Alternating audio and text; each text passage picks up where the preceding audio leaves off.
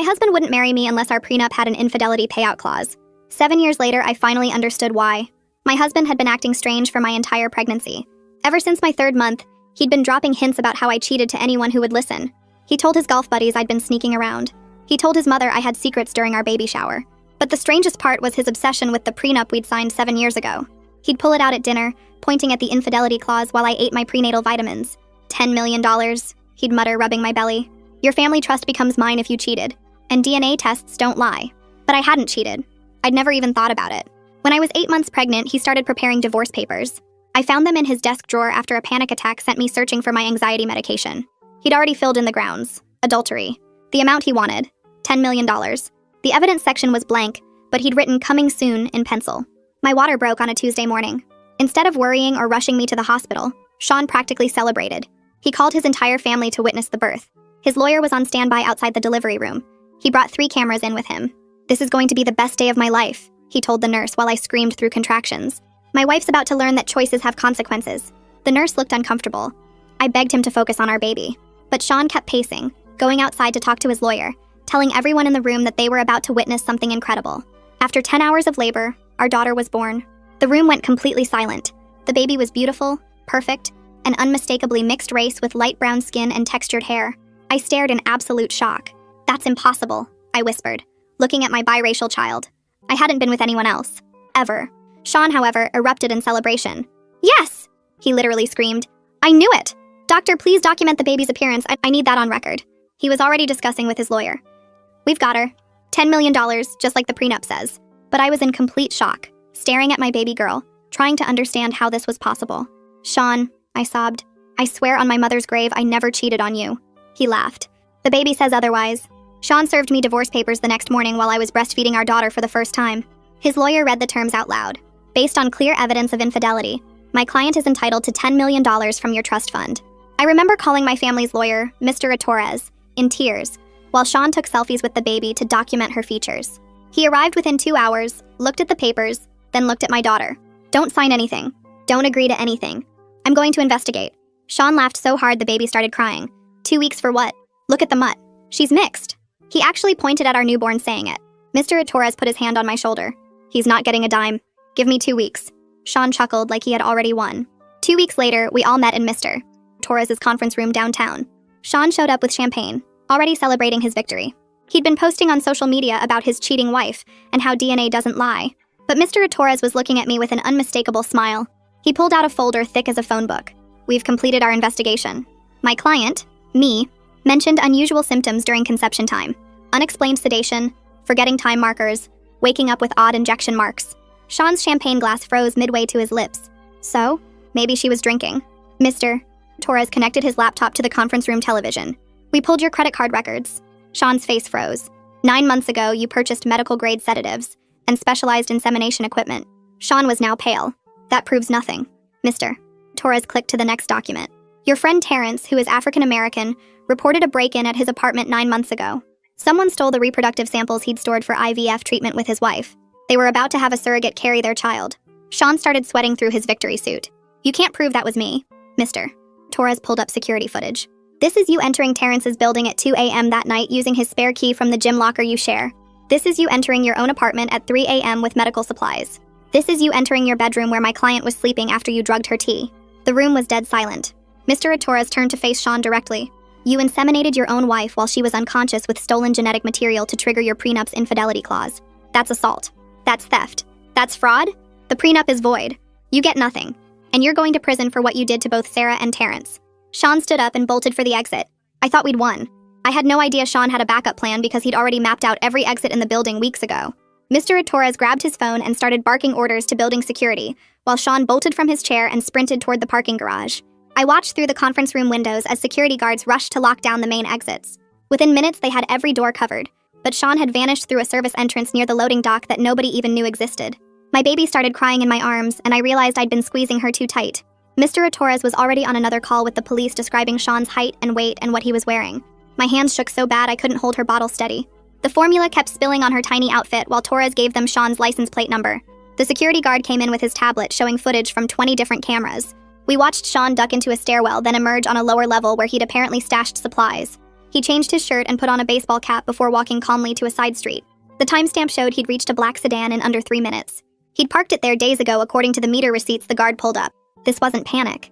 This was a plan he'd practiced. Mr. Torres made more calls while I tried to process what just happened.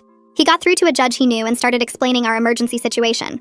Within 2 hours, we had paperwork for temporary custody, giving me full rights until Sean could be found. The judge signed it immediately after hearing about the assault charges. That night, I couldn't close my eyes without seeing Sean's face. Every car that drove past our house made me jump up and check the locks. I kept peeking through the curtains, expecting to see him standing in the yard. The baby slept in her crib next to my bed, but I kept checking she was still breathing. Around 3 in the morning, I heard footsteps on the porch and almost called 911 before realizing it was just the neighbor's cat. The next morning, Terrence called while I was feeding the baby. His voice cracked when he told me how violated he felt, knowing Sean had stolen their future child's genetic material. His wife was in therapy trying to understand how someone could do something so sick. They'd been saving for years to afford IVF, and now their samples were gone forever.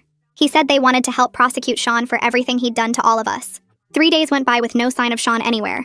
Then the police called Torres saying Sean's credit card had been used at a gas station 200 miles north. The security footage was too blurry to confirm it was him, but the purchase was for gas and camping supplies. They issued an arrest warrant for assault, theft, and fraud that same afternoon. Federal charges were possible since he'd crossed state lines while fleeing.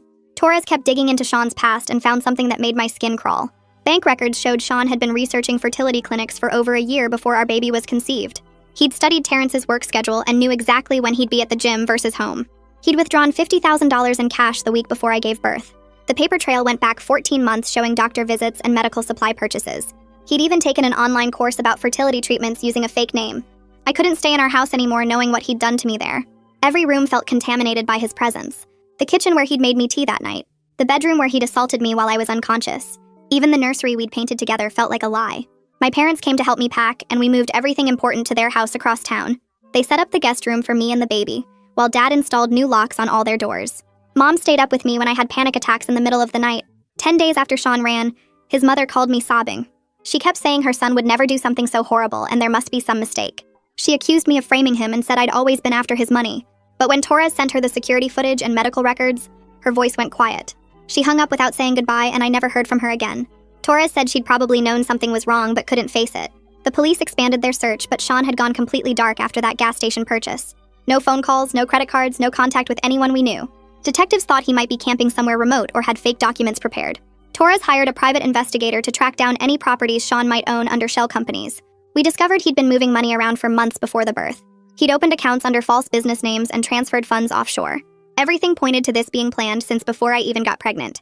A week passed with no word from Sean until the bank called Torres about someone trying to access our joint investment account from a computer in Nevada. The bank's security team had flagged the login attempt immediately and frozen the account before any money could be moved. Torres contacted the FBI right away since Sean had crossed state lines while running from assault and fraud charges. That same afternoon, Miranda Winters from the prosecutor's office called to say she was taking over the case personally. She'd handled dozens of assault cases like mine and promised she'd push for the maximum charges once they caught Sean. I started getting these creepy calls from blocked numbers where someone would just breathe into the phone for 30 seconds, then hang up. It happened 5 times in 2 days, always when I was alone with the baby. Torres got the phone company involved and they traced the calls to different burner phones bought with cash around Phoenix. That's when Torres brought in Alessandro Roman, this private investigator who specialized in finding people who didn't want to be found. Alessandro spent 3 days tracking Sean's movements through security cameras and credit reports. He discovered Sean had rented an apartment in Phoenix under the name Michael Roberts, paying 3 months upfront in cash. Sean had been careful, using only cash and staying away from places with cameras, but he made one stupid mistake. He used his real driver's license at a pharmacy to pick up his anxiety medication.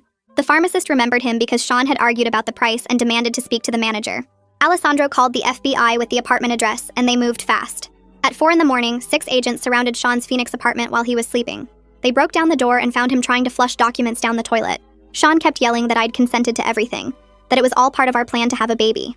But the agents found 3 journals in his closet with detailed plans about drugging me and stealing Terrence's genetic material. One journal entry from 14 months ago outlined exactly how he'd trigger the prenup's infidelity clause. Another entry calculated how long it would take to get the $10 million after the baby was born. The FBI flew Sean back for his perp walk 2 days later. Reporters packed the sidewalk outside the federal building, shouting questions while Sean kept his head down. His expensive Italian suit was gone, replaced with an orange jumpsuit that made him look small and defeated. The smug smile he'd worn in Torres's conference room had completely disappeared. At the arraignment 3 days later, Sean stood before Judge Kieran McGill and pleaded not guilty to all charges. His lawyer argued for reasonable bail, saying Sean had strong community ties and wasn't a flight risk.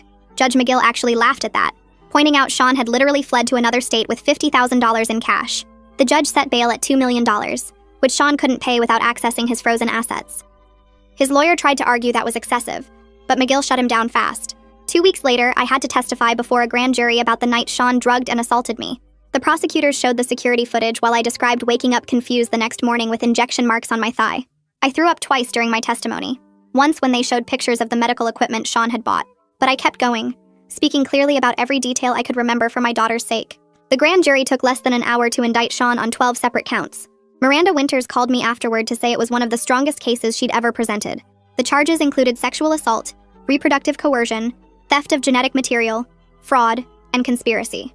Each count carried serious prison time, and Miranda said they'd push for consecutive sentences, not concurrent ones. Sean's lawyer tried one last desperate move at the preliminary hearing. He argued the prenup itself proved I must have consented to avoid losing $10 million from my trust fund. He actually stood there claiming no woman would risk that much money unless she'd agreed to the plan. Torres destroyed that argument in under 5 minutes. He showed the court that the prenup was signed 7 years before Sean even met Terrence or started planning this scheme. The timeline made it impossible for me to have known about or agreed to Sean's plan. The judge dismissed the defense's motion and set a trial date for 3 months out. Sean would stay in jail until then since he couldn't make bail, and his lawyer was already talking about a plea deal. Miranda told me they'd offered 15 years if he admitted guilt, but Sean had refused, still insisting I'd been part of the whole thing. 3 days later, Terrence called me while I was feeding the baby her morning bottle. His voice cracked when he told me about the civil lawsuit his lawyer had filed against Sean. He and his wife had spent months planning their IVF journey before Sean stole their samples from the fertility clinic's storage. The violation had sent them both into counseling to deal with the trauma of their reproductive material being weaponized. Their therapist recommended they take legal action as part of their healing process. The lawsuit sought damages for emotional distress, theft of genetic material, and the cost of their ruined IVF cycle. Terrence's wife couldn't even look at baby pictures anymore without breaking down in tears. They'd already picked out names for their future child before Sean destroyed everything. The next morning, a woman from Child Protective Services knocked on my parents' door where I was staying. Evie Schaefer showed her badge and explained she needed to evaluate my daughter's living situation given the criminal case. She spent 4 hours watching me care for the baby, checking the nursery, and asking detailed questions about our daily routine. She examined the baby's medical records, vaccination schedule, and noted how alert and responsive my daughter was during feeding. My mother showed her the security system we'd installed and the baby monitor in every room. Evie took photos of the fully stocked changing table, the organized formula station, and the safety gates we'd put up. She interviewed my parents about their support role and watched me soothe the baby when she got fussy. After reviewing everything, Evie wrote in her report that my daughter was thriving despite the circumstances surrounding her birth. She noted the strong family support system and my attentive care as positive factors. The report would help counter any custody challenges Sean might attempt from prison. That same week, Sean's mother finally called after weeks of silence since seeing the evidence. She was crying so hard I could barely understand her at first. She admitted she'd noticed Sean acting strange for months before the baby was born. He'd been researching medical procedures online and had become obsessed with reading the prenup over and over. She'd found receipts for medical supplies in his car, but he'd told her they were for a friend. She remembered him asking odd questions about genetics and fertility treatments at family dinners. Now it all made horrible sense, and she felt sick for not recognizing the warning signs. She agreed to provide a statement to prosecutors about his behavior leading up to my pregnancy. Her testimony would help establish premeditation and the lengthy planning that went into his scheme. Meanwhile, my daughter had started smiling at 3 months old, her whole face lighting up when I sang to her. She'd coo and babble during diaper changes, completely unaware of the legal chaos swirling around her existence. Those pure moments of baby joy kept me grounded when anxiety threatened to overwhelm me. I'd hold her during the endless phone calls with lawyers, and she'd grab my finger with her tiny hand. Her innocent happiness reminded me what I was fighting for in all these legal proceedings. At night, I'd watch her sleep peacefully and promise her I'd protect her from Sean's poison. The prosecutor's office assigned Victor Winters to handle the financial fraud aspects of Sean's case. He discovered Sean had taken out 3 separate life insurance policies on our daughter before she was born. The policies totaled $2 million with Sean as the sole beneficiary if anything happened to the baby. Victor found evidence Sean had researched infant mortality rates and accidental death statistics while setting up the policies.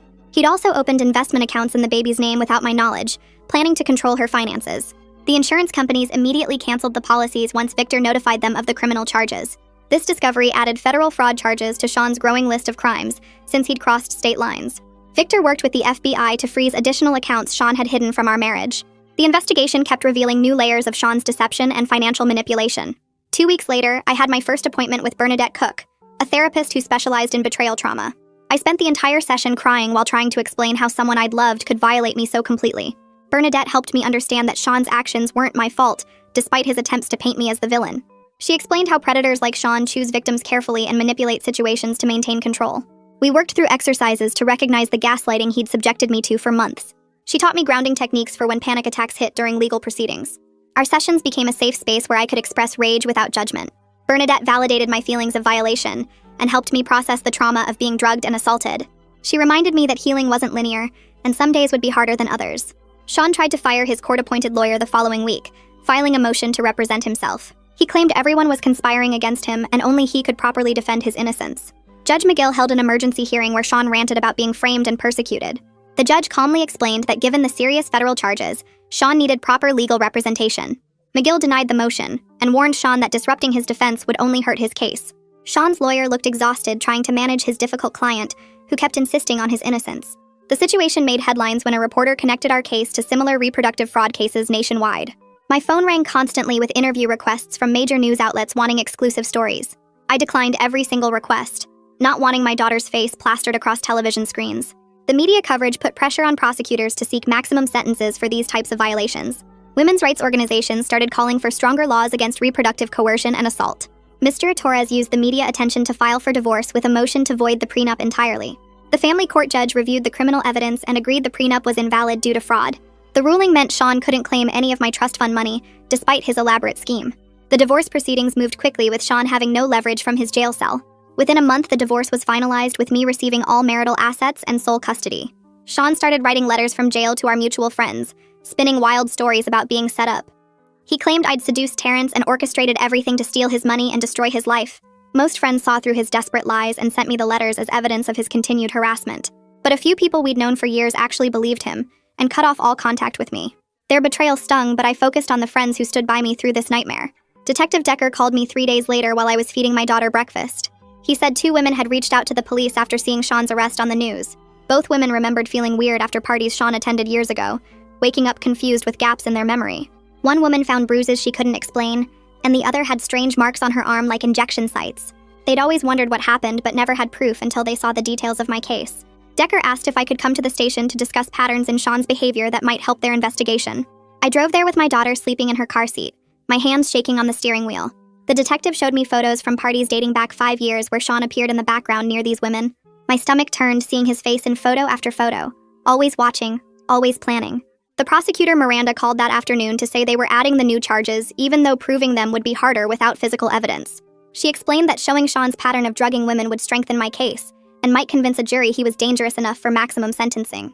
The legal team worked through the weekend pulling together evidence from the other victims' medical records and witness statements from the parties. I had to testify again about Sean's behavior around alcohol and how he always insisted on making drinks for everyone. 3 weeks later, we all gathered in family court for the custody hearing with Sean appearing on a screen from jail. He sat there in his orange jumpsuit trying to argue he deserved visitation rights with our daughter. Judge McGill looked at him like he was insane while Sean's lawyer tried to make the case that being in prison didn't automatically mean losing parental rights.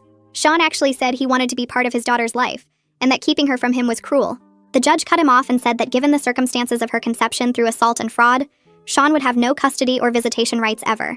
My parents noticed someone taking pictures of their house the next morning from a car parked across the street. When my dad walked outside to confront them, the car sped away before he could get the license plate. We called the police but couldn't prove it was connected to Sean, though the timing seemed way too suspicious to be random. My parents hired a security company that same day to install cameras and have someone patrol their property at night. The guard caught the same car driving by slowly 2 nights later and got the plate number, but it turned out to be a rental paid for with cash. Bernadette spent our next 3 sessions helping me write my victim impact statement for the criminal trial. She had me start by just talking about how Sean's actions affected me while she took notes. Then we organized everything into a clear statement that explained the violation, the betrayal, and the ongoing trauma without getting too emotional or unfocused. Writing it down made everything feel more real, but also gave me a sense of control over my own story. I practiced reading it out loud until I could get through it without crying. Sean's lawyer filed motion after motion trying to get access to his frozen bank accounts for his defense. The judge reviewed his finances and found millions in investments, but ruled most would stay frozen for victim restitution. Sean got furious during the hearing, yelling that it was his money and we were stealing from him. The judge reminded him that committing crimes meant facing financial consequences too. His lawyer looked exhausted, trying to calm him down. 6 months crawled by with endless legal meetings and court dates before Sean's lawyer finally convinced him to take a plea deal. The evidence was so overwhelming that going to trial would mean risking life in prison. Sean would plead guilty to all charges in exchange for 25 years. Plus, he'd have to register as a sex offender and pay restitution to all victims.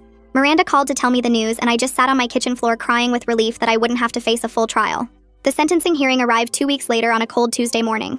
I wore the black suit Bernadette suggested would make me look strong and serious. The courtroom was packed with reporters, victims' advocates, and both families. Sean sat at the defendant's table in a suit that hung loose on him after months in jail. When the judge called for victim statements, I walked to the podium with my paper shaking in my hands.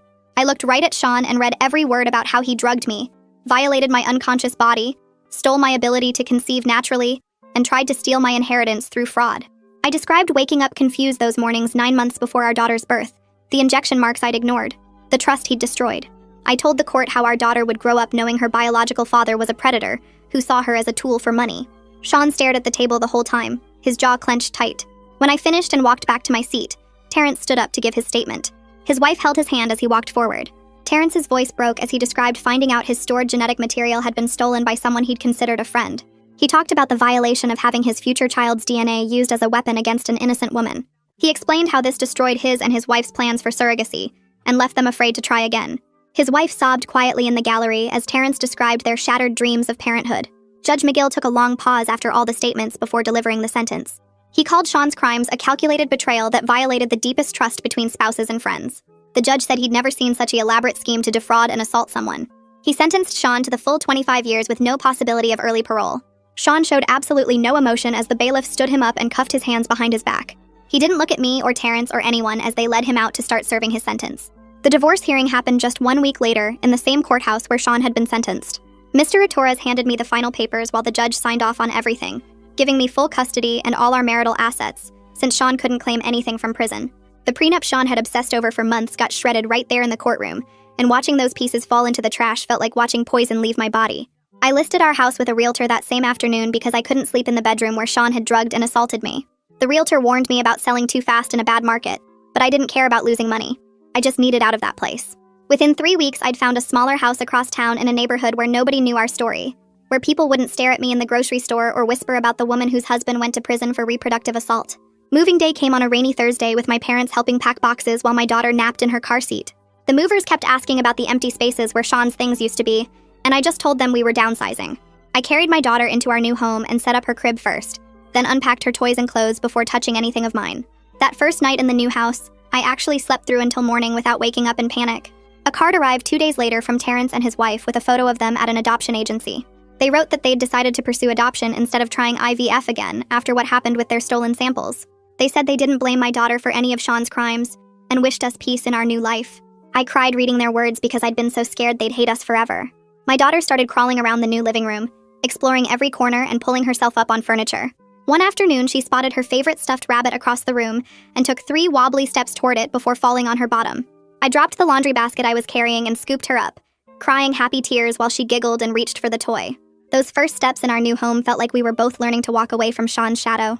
My phone rang one evening with a number I didn't recognize, and when I answered, a woman named Mila introduced herself as someone who'd been dating Sean before his arrest.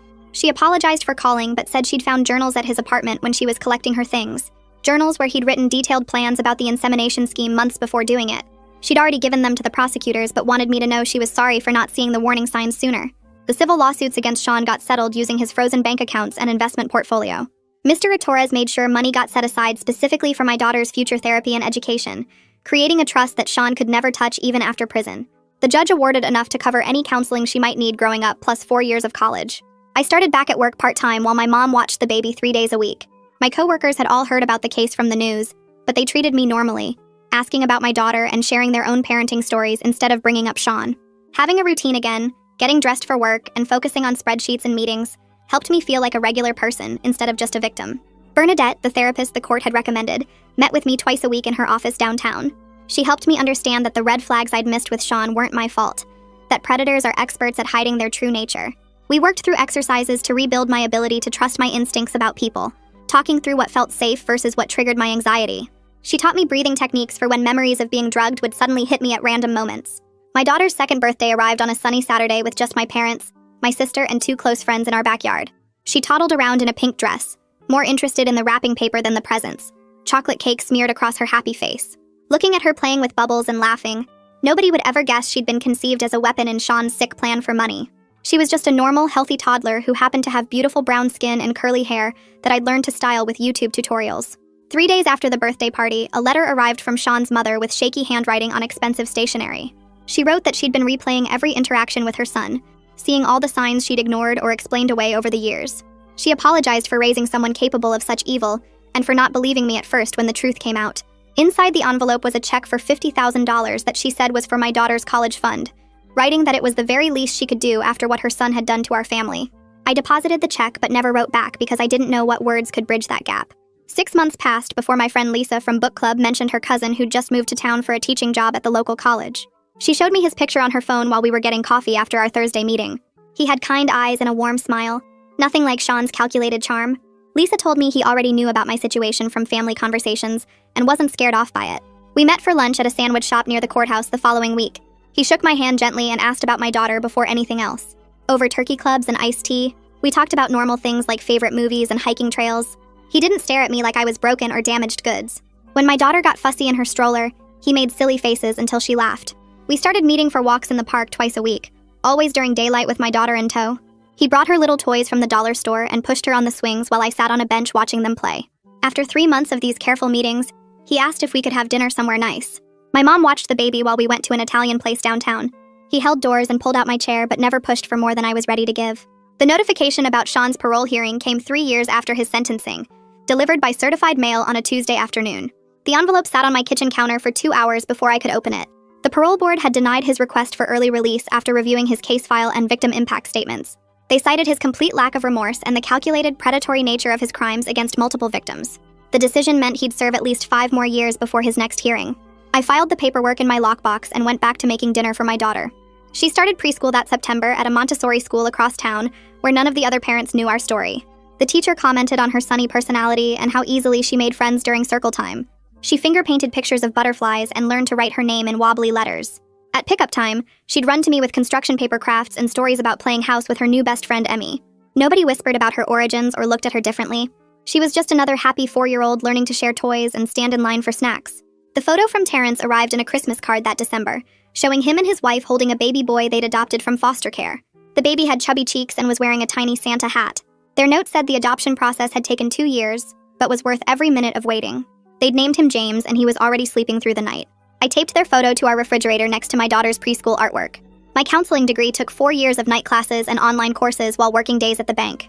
Bernadette wrote recommendation letters for my graduate school applications and helped me study for exams. The other students in my program were mostly younger, fresh from undergrad, but they accepted me as the older student who brought homemade cookies to study groups. My thesis focused on trauma recovery in cases of reproductive coercion, using anonymous case studies Bernadette helped me gather. The day I walked across the stage to get my diploma, my daughter cheered from the audience wearing a shirt that said, "My mommy did it." The beach vacation happened the following summer at a quiet spot on the Oregon coast. We'd been together for almost 4 years by then, taking things slow and steady. My daughter was building sandcastles near the water when he got down on one knee right there in the sand. He promised to love us both forever, and to be the father my daughter deserved. The ring was simple, just a small diamond on a gold band, nothing flashy or overwhelming. I said yes while my daughter ran over to see what was happening. She hugged us both and asked if this meant she could call him daddy now. We married 8 months later in my parents' backyard with just 30 people watching. My daughter threw rose petals down the aisle wearing a pink dress she'd picked out herself. My sister stood as my maid of honor while his brother was best man. The ceremony lasted 15 minutes with simple vows we'd written ourselves. We served barbecue and potato salad for dinner and danced to a playlist from someone's phone. My daughter fell asleep in her new dad's arms during the last dance. The crisis center hired me part-time at first, letting me ease into the work while still adjusting to married life. I answered hotline calls and led support groups for women navigating custody battles and protection orders. Every story I heard reminded me how common these violations were, and how many women blamed themselves for their partner's crimes. When someone cried about not seeing the warning signs, I could honestly tell them I'd been there too. Some days were harder than others, especially when cases involved children, but each woman who found safety and healing helped my own scars fade a little more. My daughter turned 8 when she started asking real questions about why she looked different from her dad. I'd prepared for this conversation with Bernadette's guidance, keeping the explanation simple and age-appropriate. I told her that the man who helped make her had done something very wrong to Mommy, but that she was perfect and loved exactly as she was. She wanted to know if he was a bad person. I said he'd made terrible choices that hurt people, but that had nothing to do with how wonderful she was. She thought about it for a few days, then asked if her real dad, the one who raised her, could adopt her officially. The letter from Sean arrived on the 10th anniversary of his arrest, forwarded through his lawyer since he didn't have our current address. I recognized his handwriting on the envelope and immediately called Mr. Torres without opening it. He filed paperwork that afternoon for a permanent no-contact order, citing the ongoing trauma his attempts at communication caused. The judge signed it within a week, adding 5 years to his existing restrictions. The unopened letter went back to the prison with a cease and desist notice attached. Years passed, and Terrence started sending holiday cards every December, with photos of his adopted son growing bigger each year. His wife would add little notes about their family trips, and how happy they were with the path they'd chosen after everything Sean had done. My daughter grew up smart and focused, throwing herself into schoolwork and volunteer projects at the women's shelter where I worked. She applied to 12 colleges her senior year, and got into every single one with scholarship offers, but she picked the state university because they had the best program for what she wanted to study. The day the acceptance letter came, she ran into the kitchen waving the envelope and knocked over my coffee mug in her excitement. I helped her move into her dorm room 18 years after that terrible day in the delivery room, carrying boxes up 3 flights of stairs while she arranged and rearranged her desk setup. She graduated 4 years later with highest honors, walking across that stage in her cap and gown, while I sat in the audience crying happy tears. She'd already been accepted to law school by then, determined to specialize in reproductive rights and help other women who'd been violated like I was. During those college years, I started writing down our story in notebooks late at night after my husband went to bed. It took 3 years to finish the manuscript, and another year to find a publisher who understood why this story needed to be told. The book came out when my daughter was in her 2nd year of law school, and within 6 months it had helped push through new legislation in 3 states about reproductive assault. Women wrote to me from all over the country saying my story gave them courage to report their own violations and seek justice. My husband and I celebrated our 15th anniversary that summer, with a quiet dinner at the same restaurant where we'd had our first real date. He held my hand across the table and told me how proud he was of everything I'd built from the ashes of what Sean tried to destroy. We'd added 2 more kids to our family by then, both boys who adored their older sister and had no idea about the darkness that brought her into our lives. The call about Sean came on a Tuesday morning while I was getting ready for work. The prison chaplain said he'd had a massive heart attack in his cell and died before medical could reach him. He'd never admitted what he did, never shown any remorse, never stopped claiming I was the one who'd wronged him. I hung up the phone and felt nothing, but relief that he could never contact us again, never try to manipulate the system, never hurt another woman the way he'd hurt me. My daughter passed the bar exam on her first try to got hired by a nonprofit that specifically handled reproductive coercion cases. She met her husband at a legal conference where they were both presenting papers on consent laws, and he loved her fierce dedication to protecting vulnerable women. They got married in my parents' backyard just like I had, with her brothers as ring bearers and me giving a toast about how she'd turned our worst nightmare into her life's purpose. She's handled over 200 cases now, getting justice for women who thought they'd never be believed, changing laws state by state to make sure what happened to us can't happen to others. Sometimes I look at her in court, arguing passionately for her clients, and I remember that tiny baby in the delivery room who Sean thought would be his golden ticket. He spent 7 years planning to destroy me for money, but instead he created a daughter who's devoted her life to stopping men like him. His darkness gave birth to so much light, not just in her, but in all the women she's helped, and all the laws she's changed. Every holiday card from Terrence, every graduation, every anniversary, every victory in court proves that Sean failed completely. He wanted $10 million and got 25 years in prison before dying alone. He wanted to break me and instead made me stronger than I ever knew I could be. He wanted to destroy my family and instead gave me a daughter who changes the world every single day. That's the full breakdown. If even one part stuck with you, then it did its job. Subscribe if you want to keep learning through these.